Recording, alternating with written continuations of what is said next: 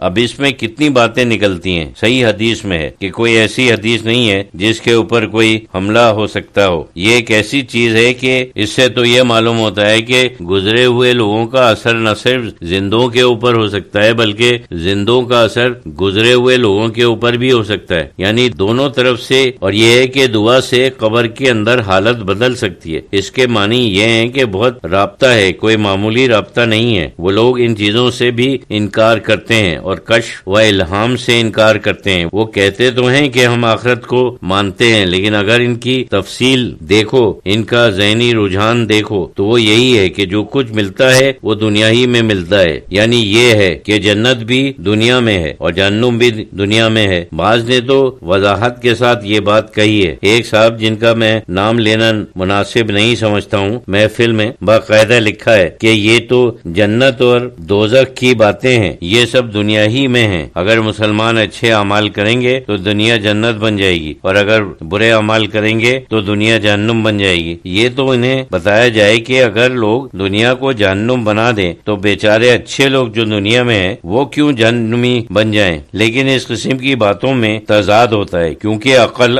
معاش ہے، یعنی مادی عقل ہے. اس وجہ سے کوئی مسئلہ تو کبھی حل ہوتا ہی نہیں ہے. اس طریقے سے یہ لوگ ہر بات کو مادی عقل کی روشنی میں جانچنے کی کوشش کرتے ہیں. اس سے اسلام میں رکھنے پڑ جاتے ہیں، فساد پیدا ہوتا ہے، غلط عقائد جگہ پیدا کر لیتے ہیں. ہمارے ایمان بالغیب کا تقاضا یہ ہے کہ ہم ان چیزوں کو مان لیں. اگر ہم سمجھیں تو ٹھیک ہے، نہ سمجھیں تو ہمیں سمجھنا چاہیے کہ اللہ تعالیٰ نے جو کچھ فرمایا ہے وہ حق ہے اور جو ہماری کوتاہی علم ہے جس کی وجہ سے ہم نہیں سمجھ سکتے. انسان کا علم تو کوتاہ ہی ہے، بہت سی چیزیں سمجھ میں نہیں آتی. بعض چیزیں تو عمر کے آخری حصے میں سمجھتا ہے اور بعض چیزیں ایسی ہیں ان کو دنیا سے نکل کر اس دنیا میں پہنچ کر سمجھے گا. تو یہ بات اس سے نکلی کہ اسلام عقل کے مطابق ہے یا نہیں. لیکن ایماندار آدمی کے لیے عقل کے مطابق ہے، جو ایمان سے محروم ہے عقل کے مطابق نہیں ہے. اگر اس کی عقل کے مطابق ہوتا تو سارے کفار مسلمان ہو جاتے، لیکن نہیں ہوئے ہیں. ایماندار کے ہاتھ میں یہ آلہ صحیح ہے اور صحیح عقل یہی ہے. مطلب یہ ہے کہ عقل بے نیاز نہیں ہے، عقل کے لیے روحانی قوت اور روحانی اصول کی ضرورت ہے، عرفان کی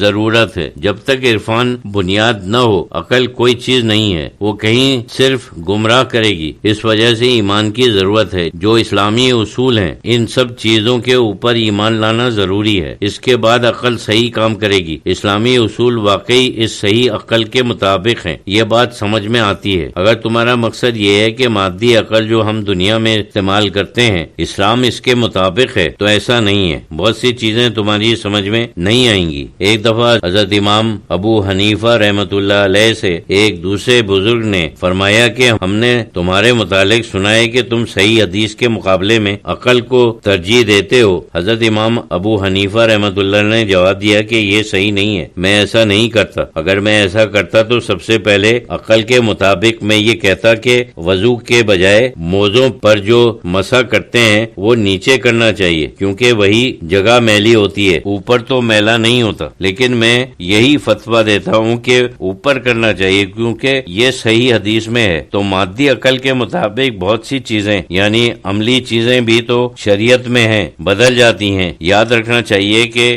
جب لوگ کہتے ہیں کہ اسلام عقل کے مطابق ہے تو اس کے معنی ہے کہ وہ عقل ہے جس کے پیچھے عرفان ہے. ایمان بالغیب بھی ہے، ایمان بالغیب بھی ایک قسم کا عرفان ہے. عرفان کے معنی ہے پہچاننا. جس شخص نے اللہ کو نہیں دیکھا لیکن وہ کہتا ہے کہ میں مانتا ہوں کہ اللہ ہے، وہ ایک بالغیب یعنی بغیر دیکھے پہچان ہے، بس شہادہ نہیں ہے. قرآن میں بالغیب کا ترجمہ بن دیکھے ہے. عرفان موجود ہو تو عقل صحیح ہے، عقل سلیم ہے، اور عرفان موجود نہیں ہے تو وہ عقل گمراہ کن اور غلط ہے. جن چیزوں کا تعلق اس دنیا سے ہے وہ تو تم عقل سے حل کر سکتے ہو بشرطے کہ تم کسی اسلامی اصول سے جنگ نہ کرو. جن چیزوں کا تعلق روحانی دنیا سے ہے اس میں عقل معاش یعنی مادی عقل کو داخل کرنے کی قطعی ضرورت نہیں ہے بلکہ اس کی ممانعت ہونا چاہیے. مثلا دوسری دنیا کیسی دنیا ہے، کس چیز سے بنی ہوئی ہے، جو کچھ ہمیں بتایا گیا اس کا کھوج لگانا غلط ہے، منع ہے. ہاں یہ ہے کہ مثلا اللہ تعالیٰ نے فرمایا ہے کہ جہاد کرو، اس کی شرطیں ہیں. تو جہاد کے سلسلے میں کیا